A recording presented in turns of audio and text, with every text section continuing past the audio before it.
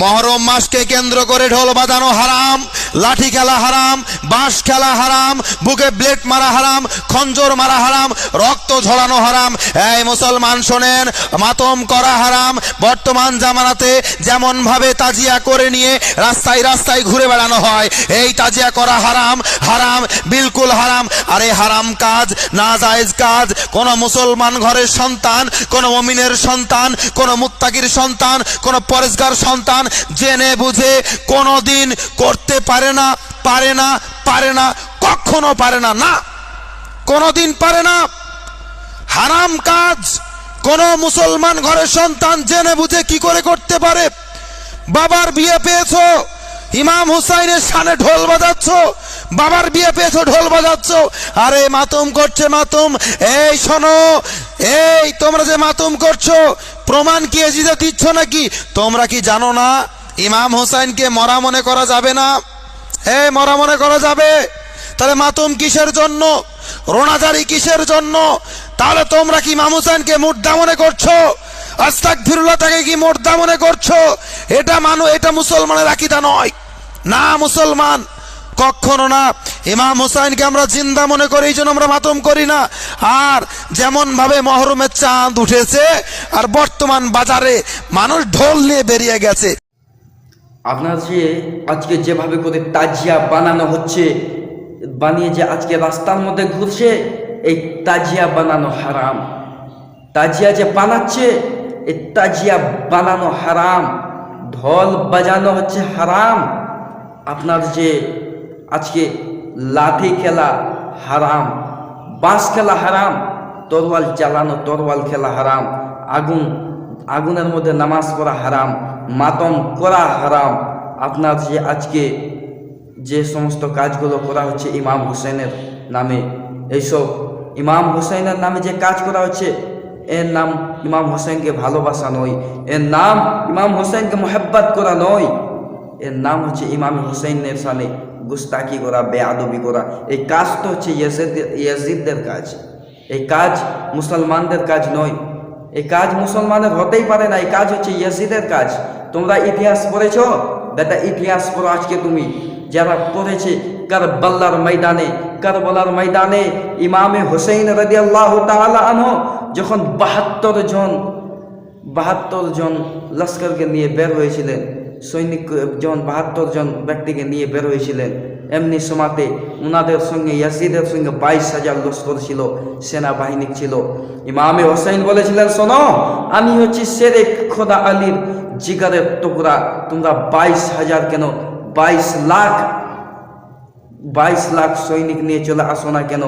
আমি ইমাম হুসাইন তোমাদেরকে দেখে ভয় করি না, আমি যদি একাই থাকি তোমাদেরকে দেখে ভয় করি না, আমি জীবন দিয়ে দিব, জান দিয়ে দিব, কিন্তু তোমাদেরকে দেখে আমি ভয় করি না, চলে আসো যুদ্ধের ময়দানে। আজকে ইমামে হুসাইন রাদিয়াল্লাহু তাআলা আনহু কারবালার ময়দানে যখন যুদ্ধ করতে গিয়ে শহীদ হয়ে গেছিলেন, আজকে মুসলমানকে মেসেজ দিয়ে গেছিলেন যে এই পৃথিবীর মুসলমান, এই বিশ্বের মুসলমান, তোমরা নামাজ পড়ো। নামাজের জন্য সে ইমাম হুসেনের গলা যখন গরদানের মধ্যে যখন চাকু লাগানো হয়েছিল, ইমামে হুসাইন রাদিয়াল্লাহু তাআলা আনহু বলছেন, ভাই আমাকে কিছুক্ষণ সময় দাও, আমি আগে নামাজ পড়ে নি, তারপরে তুমি আমাকে শহীদ করে নিও। আজকাল ইয়াজিদি পরদেখ, ইয়াজিদি মুসলমান, ইয়াজিদি মৌলানা, ইয়াজিদি নামধারী মুসলমান, নামধারী ইয়াজিদি মৌলানারা আজকে বলছে যে আপনার যে ইয়াজিদ যে আছে, ইয়াজিদ তো ভালো মানুষ। নামধারী মৌলানা বলছে ইয়াজিদ হচ্ছে ভালো মানুষ। বলছে এর দলিল হচ্ছে যে হযরত আমিরা মুআবিয়া রাদিয়াল্লাহু তাআলা আনহু, উনি তো হচ্ছেন একজন সাহাবী।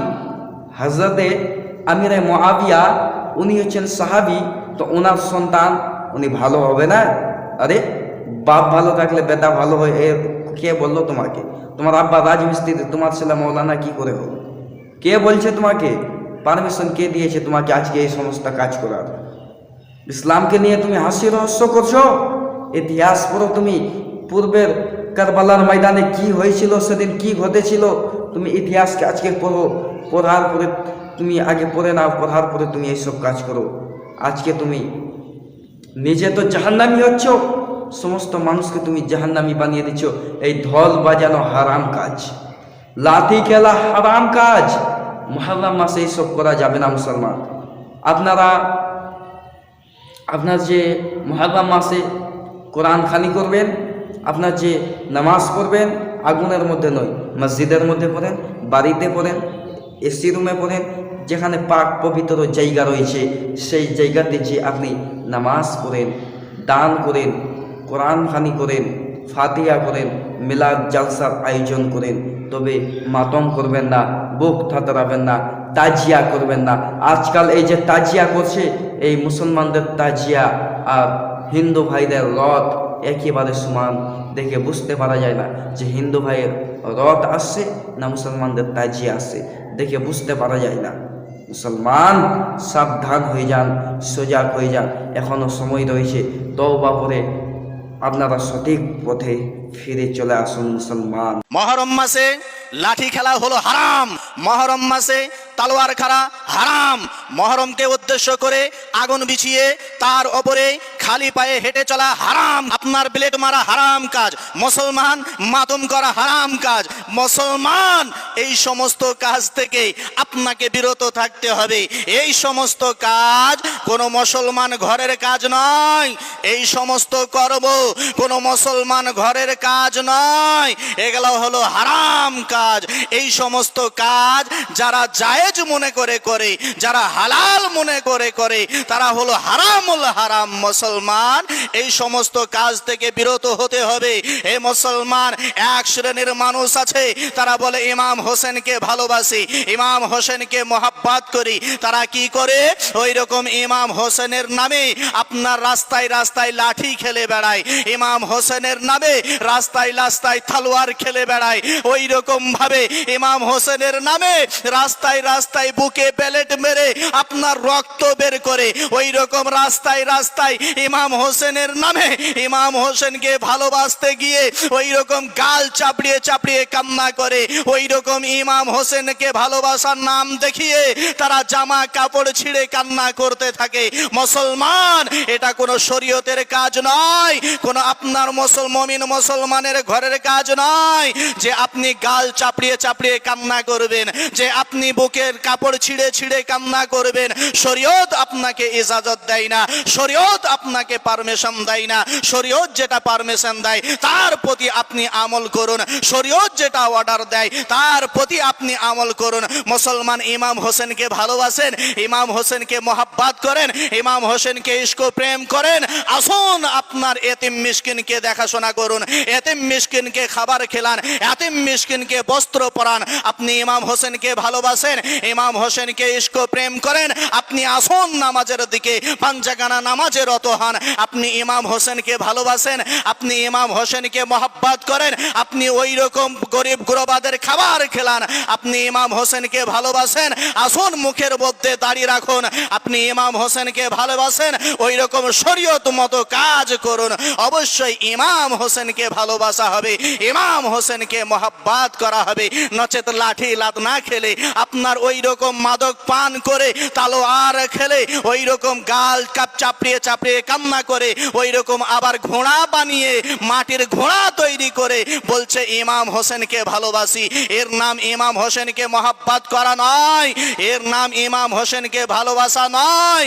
ইমাম হোসেনকে ভালোবাসতে হলে, ইমাম হোসেনকে মোহাব্বত করতে হলে আপনি শরীয়ত মতে কাজ করুন। অবশ্যই ইমাম হোসেনকে ভালোবাসা হবে।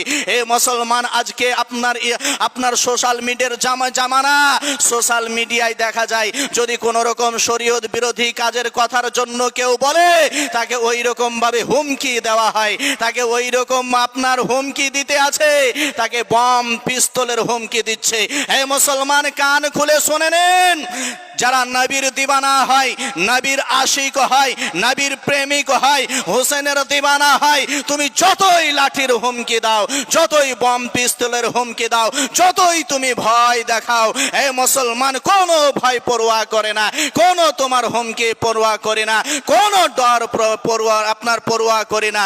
মুসলমান, নবীকে যদি ভালোবাসতে হয়, হোসেনকে যদি ভালোবাসতে হয়, আপনার শরীয়ত মতো কাজ করুন, অবশ্যই তিনারা রাজি হবে। আর তিনারা রাজি হলে আল্লাহ রাজি হবে, আর আল্লাহ রাজি হলে আপনার বেড়া পার হয়ে যাবে।